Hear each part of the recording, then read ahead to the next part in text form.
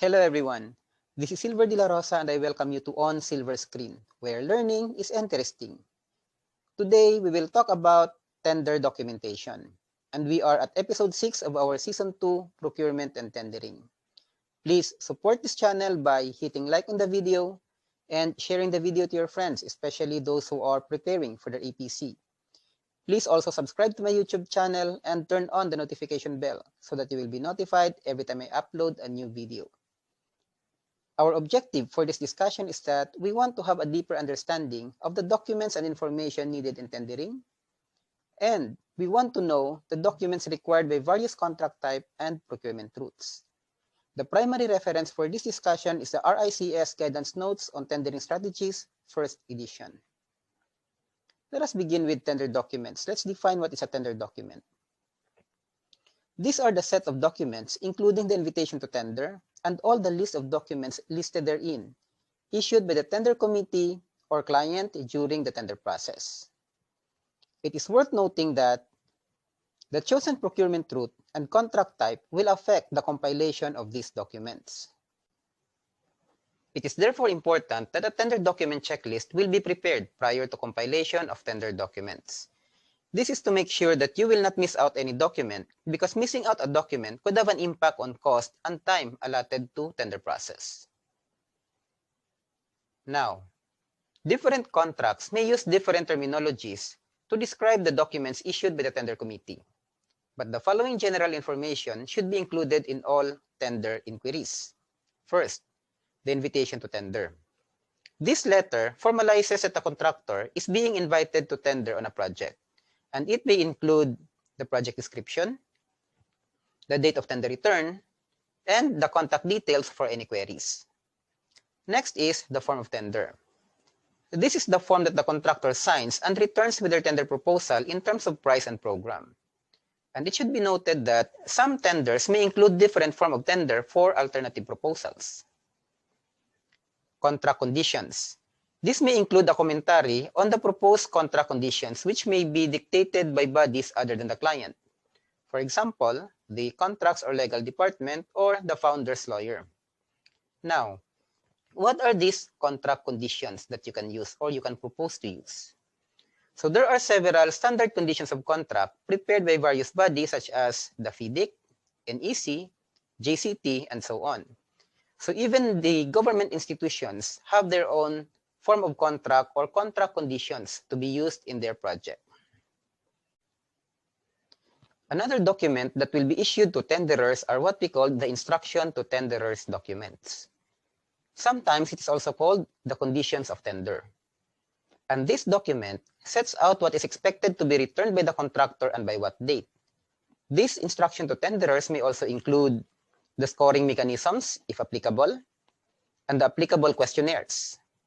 It may also include the details for arranging site visits, details for submitting tender queries, and clarifies how errors are to be dealt. Also, it may include a proposed dates for mid and post-tender interviews. It should be worth noting that the instructions to tenderers will not be part of the document that will form the basis of the contract documents. That is why, whatever document that you intend to be part of your contract should not be included in the instruction to tenderers document. Another document that we need to prepare is what we call the project information. This is very important in order for the contractor to know what is it that they are pricing for. Different contracts may identify this document differently, but principally, this is where the project is described in detail, and where the contractual obligations that the contractor is being asked to undertake are outlined. In some contracts, it is also identified as preliminaries, works information, or employer's requirement.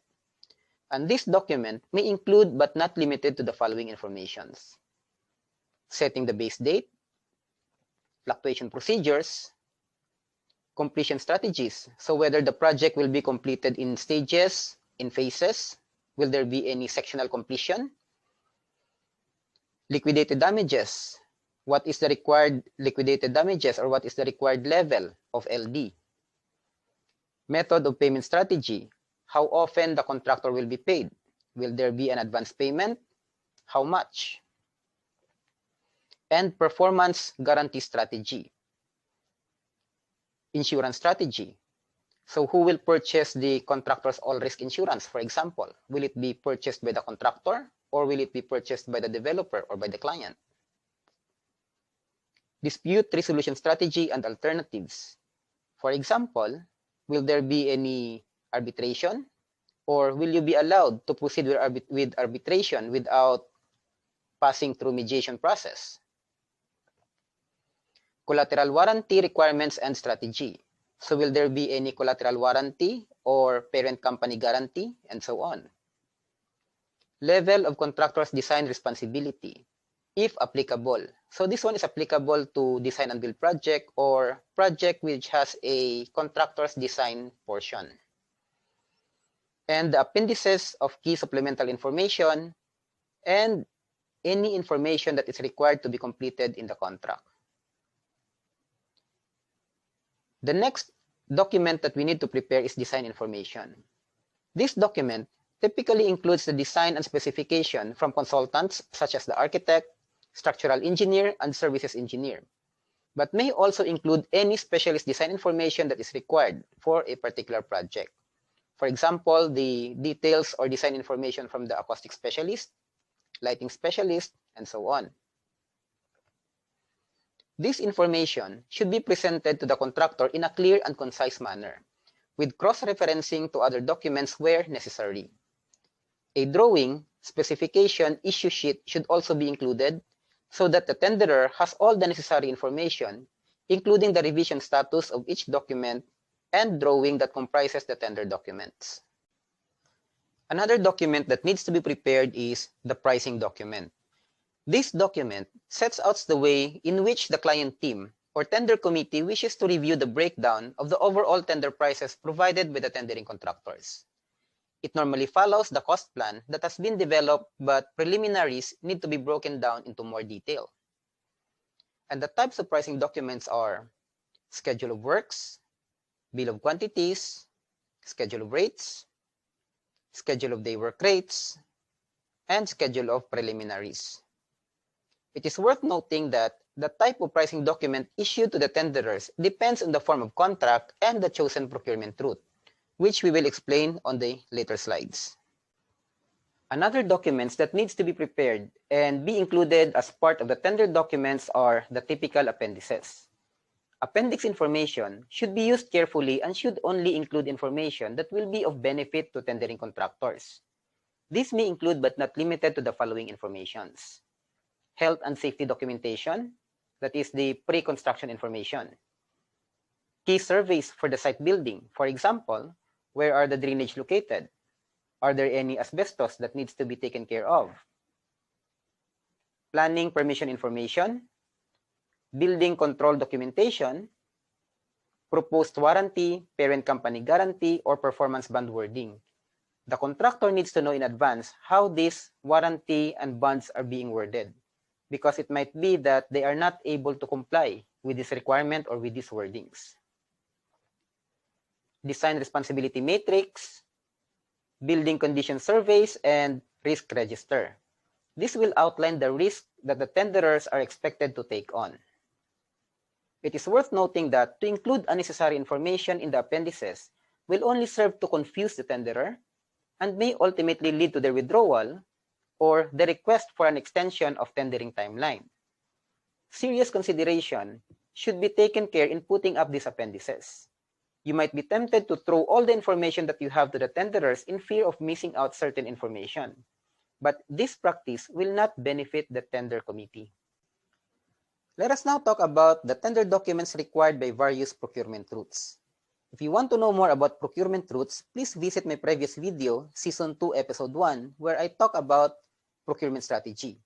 While from Episode 2 to Episode 4 of the same season, I talk about the different procurement routes. Now, let us go back to the documents required by various procurement routes. For traditional contract, a full bill of quantities, schedule of works, schedule of rates, and preliminaries are common pricing documents. However, it may also be tendered on a specification and drawing basis, where it will be the contractor's responsibility to produce these quantities. For design and build contract, the contractor is expected to return a contract sum analysis derive from the document called client's requirement, which can be included in this section of the tender documents.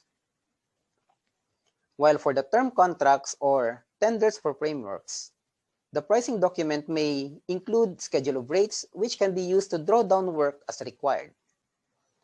Let us now go to the tender documents required by tendering strategy.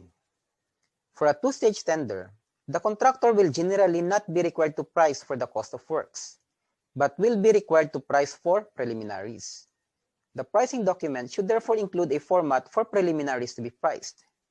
While for single-stage and negotiated tender, you may have to provide all the necessary documents required by the chosen procurement route. It is worth noting that provisional sums should be listed and defined as being either defined or undefined provisional sum, and the contractor should be asked to review the adequacy of the provisional sums from the information that they have at their disposal. It should also be made clear that, in the absence of any clarification, the definition of each provisional sum is deemed accepted. It is better to include a more detailed breakdown of cost that can assist the analysis phase. Let us now go to the tender documentation requirements of different contract type. For traditional or management contract, you will need the following. First, the bills of quantities, but this is dependent on the contract or pricing document. You will also need the preliminaries and design information.